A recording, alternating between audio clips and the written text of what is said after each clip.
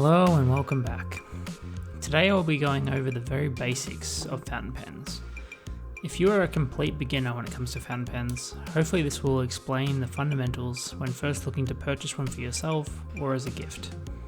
I will try to make this as easy as possible to follow, so anyone familiar with fountain pens will most likely already know this information. Saying that, hopefully you may learn something even if you're already a fountain pen fan. Fountain pens may seem complex and overwhelming with their converters, cartridges, nibs, and wildly varying prices. But once you get to know the segments and construction, you can understand why certain pens cost a certain amount and also what to look for when shopping. I will start by explaining what a fountain pen is and what it isn't. When I tell people I'm a fountain pen fan, they often reply thinking that I mean a dip pen. While I own a dip pen, this isn't what I mean by a fountain pen in the general sense. A dip pen is essentially a solid pen body with an attachable nib.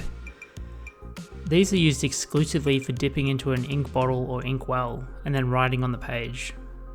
Now it's strange to think that people actually believe I'm sitting around like Jane Austen dipping a pen into an inkwell every few words, but here we are. A fountain pen shares a nib like a dip pen, which is where the link from the old style way meets the modern.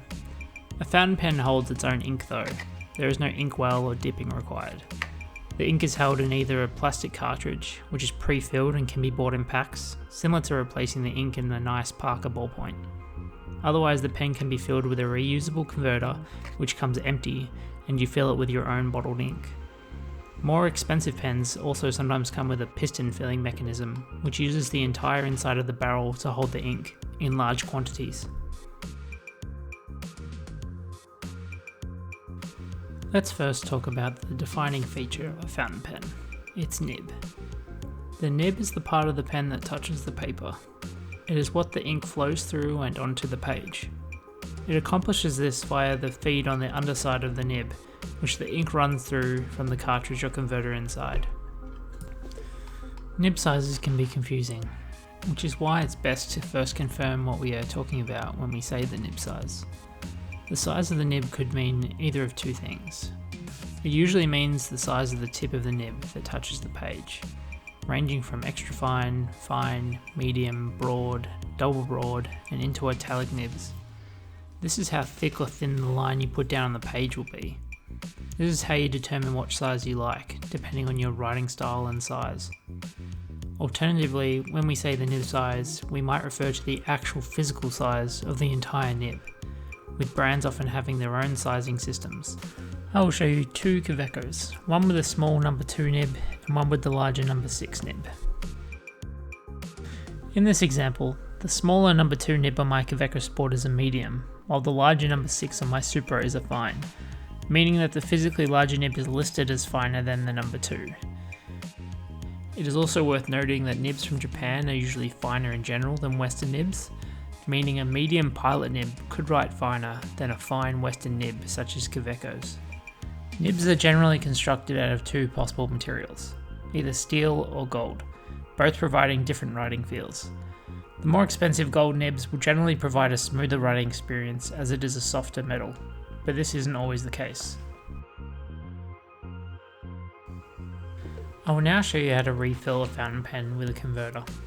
This is a Pilot 78G Plus, in which Pilot make their own proprietary converter, this being the Con 40.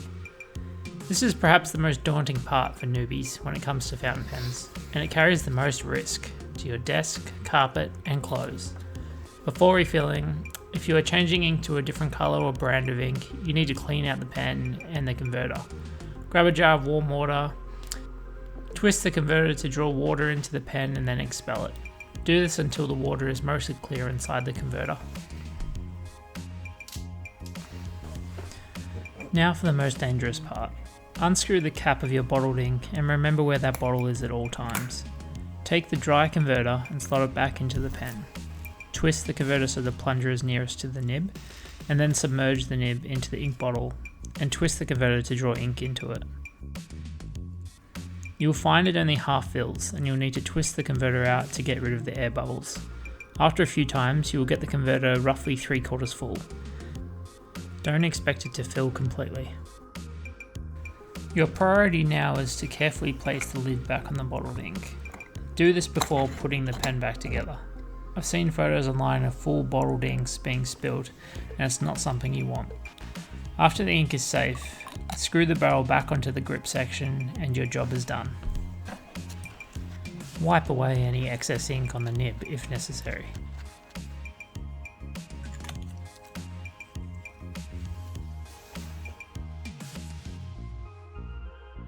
Now to writing with a fountain pen. There isn't too much to it really. Just make sure you are holding it correctly with the nib upwards or slightly tilted, depending on your handwriting style. Lamy have triangle grip sections to help train your hand into this position, but honestly it's not that different to using any other pen or pencil. Fountain pens can change and the nibs can wear to that specific user, so it is generally not recommended to lend your fountain pens to other people, not for long periods at least. I will now cover some fountain pen lingo to finish the video. The first one being when a pen is posted.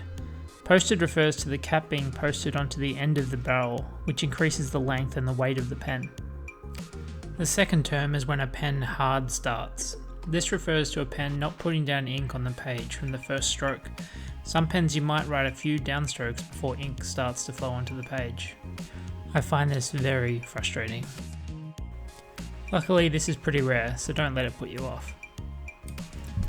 The last term is what is called a demonstrator pen. This refers to pens that are completely or semi-transparent, so the ink is on display. They generally allow you to see the ink flowing into the feed in the grip section also. These pens are a nice change from most fountain pen designs. Here you can see I have both a Lamy Safari Vista and a TWSBI Eco. And that is Fountain Pens 101. I'm sure there are little tips and tricks I missed, but there is a lot to cover and I wanted to keep it as basic as possible for people who are new to fountain pens. If you have any other tips or things I should have covered, let me know in the comments. Otherwise, thank you for watching and goodbye.